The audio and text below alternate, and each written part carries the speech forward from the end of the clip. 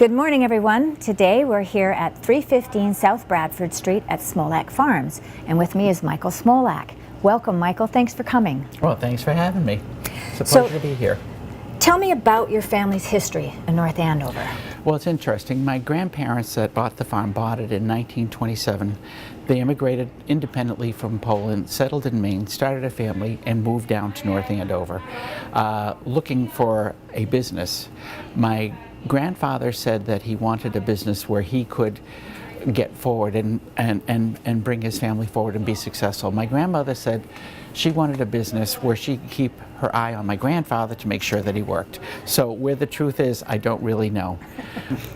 So tell us about, you did this thing, the Farm Legacy Project with the Historic Society. Yeah, you know, when I got back, there were 38 agricultural properties in North Andover when I came back here, and over time they've turned into houses and disappeared. So at one point I thought, here's this legacy that's disappearing. So I worked with the Historical Society, developed a whole series of questions for an oral history sort of type of presentation. And we went and looked for every farm family that we could find that we could interview. And we did about 16 or 18 of them. And then over time, quite a few of these people that we interview have passed away. So one of the families that we interviewed, which is my favorite story about this whole thing, is the Barkers, because they're the oldest continually owned and operated family farm in the whole country, older than anybody else. So we were talking to George and Dot Barker, and if you can imagine the two of them sitting there, close to 90 years old, video recorded, and then you sort of think, how many of us have pictures of our great-grandparents or anything beyond, or even know their names or anything about it? But here they are. Their legacy is there, that will be there forever. It sounds like it was a lot of fun. It was a lot of fun, yeah. Unfortunately, we didn't get to do as much as we wanted to because I haven't been able to make the time to do it. Okay.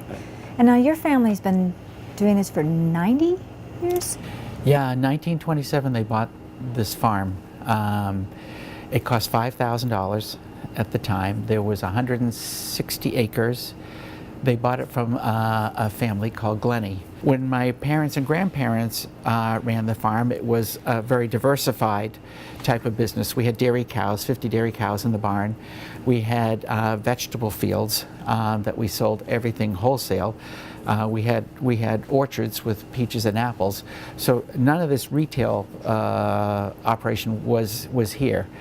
So my sister Eileen, who passed away quite a few years ago, she and I started developing a business here. And then it has just gone from step to step to step. And my thought about staying ahead of the curve is that in terms of a business, I want to do something that cannot be reproduced at a Walmart or a Home Depot, because sure as shooting it's going to be. So we've sort of strived to do that, and like a lot of farms in eastern Massachusetts, we really had to be very creative. For example, we started a education program with kids. Schools would come out. In the first year, I think we had 600. We thought was a great number. Well, at its height, a few years ago, there were about 13,000 kids that would come through on this 1 hour tour. Our WIM dinner series, where it's a farm-to-table dinner series where 10 of the best restaurants in metropolitan Boston come out and cook a 3 or 4 or 5 course dinner in our function facility.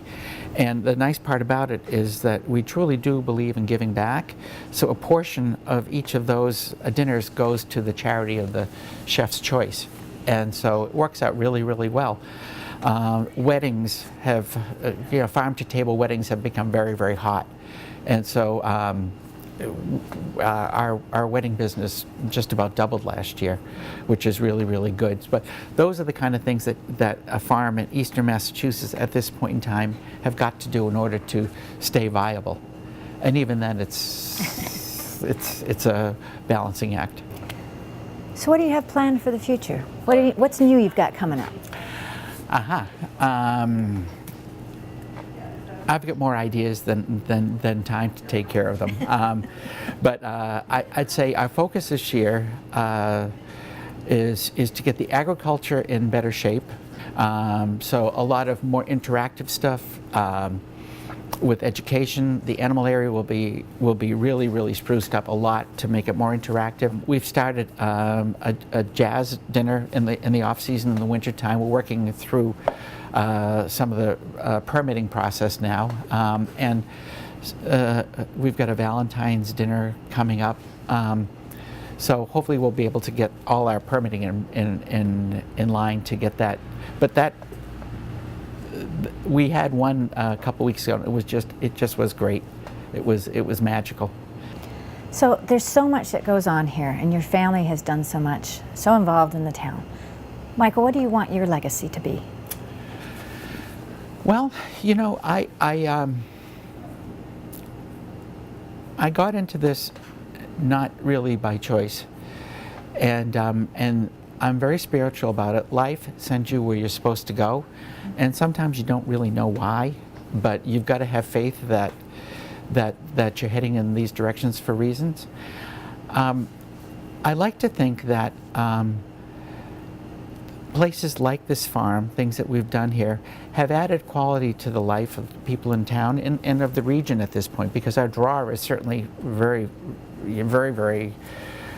far. It's not just North Andover, it's not just Essex County, it's Boston, it's southern New Hampshire.